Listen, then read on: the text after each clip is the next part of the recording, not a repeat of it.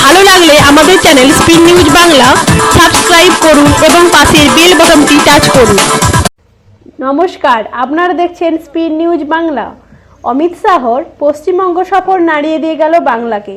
অমিতজির বাংলা সফর নিয়ে বিরোধীরা যেমন কটাক্ষ করতে ছাড়েনি, আদিবাসী বা মাতোয়া সম্প্রদায়ের মানুষদের বাড়িতে দুপুরের খাওয়ার বিষয়ে কটাক্ষের পাশাপাশি মুখ্যমন্ত্রী অমিত শাহকে বহিরাগত বলে আক্রমণ করেছেন। অপরদিকে বিজেপির সরাসরি প্রত্যুত্তর, দেশের স্বরাষ্ট্রমন্ত্রী যদি বহিরাগত হন তাহলে কি রোহিঙ্গাদের এদেশীয় ভাবছেন মুখ্যমন্ত্রী? যাই হোক, অমিত শাহের পশ্চিমবঙ্গ সফরে রাজ্য বিজেপি উৎফুল্ল, উৎসাহিত, উজ্জীবিত। অমিত শাহ বাংলা বিজেপি নেতাদের 200 আসনের লক্ষ্যমাত্রা নির্দিষ্ট করে দিয়ে গেছেন।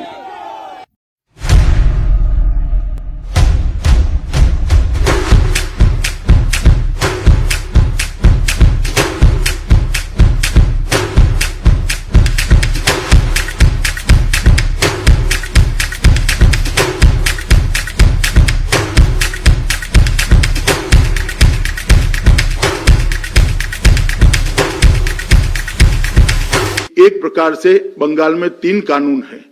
एक अपने भतीजे के लिए, दूसरा अपनी वोट बैंक के लिए और तीसरा आम बंगाली के लिए।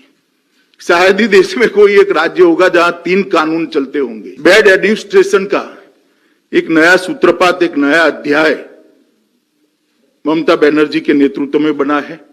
उन्होंने एडमिनिस्ट्रेशन का राजनीतिकरण कर दिया है, राजनीति का अपराधीकरण कर दिया है और भ्रष्टाचार को इंस्टीट्यूशनलाइज कर दिया है।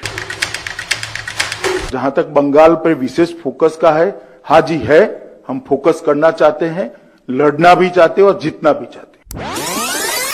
जहां तक बंगाल पर विशेष फोकस का है, हाँ जी है, हम फोकस करना चाहते हैं, लड़ना भी चाहते हैं और जीतना भी चाहते हैं। কয়েকটি গুরুত্বপূর্ণ বিষয় নিয়ে গুরুত্বপূর্ণ মতামত ব্যক্ত করেছেন। অনুপ্রবেশ থেকে চোরাচালান, দুর্নীতি থেকে স্বজন পোষণ, নির্বাচনে বুথ দখল থেকে গণতন্ত্রের কণ্ঠরোধ, সন্ত্রাস থেকে বিজেপি কর্মীদের হত্যা, রাজ্য সরকারের কাজে অনিয়ম থেকে কৃষকদের বঞ্চিত করা নিয়ে সরব হয়েছেন অমিত শাহ। তীব্র সমালোচনা করেছেন এ রাজ্যের তৃণমূল সরকারের। কেন্দ্রের নরেন্দ্র মোদী সরকারের জনহিতকর কাজগুলি এগিয়ে নিয়ে যেতে এবং সোনার বাংলা গড়ার লক্ষ্যে রাজ্যে বিজেপি সরকার তৈরির জন্য জনগণকে আবেদন জানিয়েছেন। बंगाल एक सरहदी प्रांत है। देश की सुरक्षा बंगाल की आंतरिक सुरक्षा के साथ जुड़ी है। देश की सुरक्षा को सुनिश्चित करने के लिए, बंगाल के युवा को रोजगारी देने के लिए और बंगाल के गरीब लोगों को दारुण गरीबी से बाहर निकालने के लिए इस सरकार को उखाड़कर फेंक दीजिए। एक मौका भारतीय जनता पार्टी को दीजिए।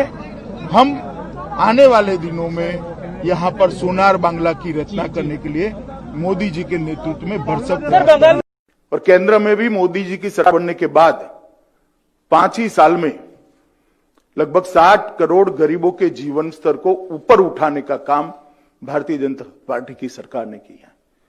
चाहे धन धन का अकाउंट देना हो, उसको अर्थतंत्र के साथ जोड़ना हो, चाहे घर देना हो, घर के अंदर गैस का सिलेंडर देना हो, बिजली देनी है, शौचालय देना है और अब शुद्ध पीने का पानी देना है।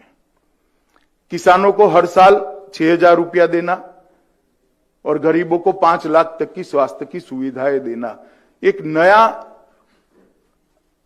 आशा का संचार 60 करोड़ गरीबों के लिए किया है। और मैं बंगाल की जनता को आश्वस्त करने आया हूं कि आपने कांग्रेस को भी एक मौका दिया, कम्युनिस्टों को भी मौके बार बार दिए और 2 बार ममता दीदी को भी दिया। एक मौका मोदी जी के नेतृत्व में भारतीय जनता पार्टी को दे दीजिए। हम 5 साल में सोनार बांग्ला बनाने का आपको वादा करते हैं। हमारा लक्ष्य स्पष्ट है, बंगाल के अंदर विकास हो, देश की सीमाएं सुरक्षित हो, बंगाल के अंदर घुसपैठ रुके। तृणमूल कांग्रेस का एकमात्र लक्ष्य है, दीदी का एकमात्र लक्ष्य है कि अगली टर्म में भतीजे को मुख्यमंत्री बना देना। अब बंगाल की जनता को तय करना है कि परिवारवाद चाहिए, या विकासवाद चाहिए। बैड एडमिनिस्ट्रेशन का एक नया सूत्रपात, एक नया अध्याय ममता बनर्जी के नेतृत्व में बना है। उन्होंने एडमिनिस्ट्रेशन का राजनीतिकरण कर दिया है, राजनीति का अपराधीकरण कर दिया है और भ्रष्टाचार को इंस्टीट्यूशनलाइज कर दिया है। और शायद ही कोई राज्य में ये तीनों चीजें हुई होगी। एक भी होती थी तो राज्य के पतन के लिए वो जिम्मेदार होती थी। यहां तीनों की तीनों चीजें बहुत स्किलफुली और बहुत सफल तरीके से ममता जी ने आरोपित करी है, प्रत्यारोपित करी है।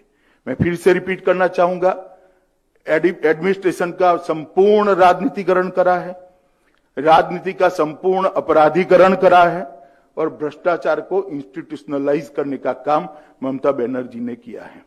এ রাজ্যের নির্বাচন এবং আইন শৃঙ্খলার প্রশ্নে তৃণমূল সরকারকে কাঠগড়ায় তুলেছেন এবং রাজ্যে রাষ্ট্রপতি শাসনের দাবি যুক্তিযুক্ত বলে জানিয়েছেন স্বরাষ্ট্রমন্ত্রী।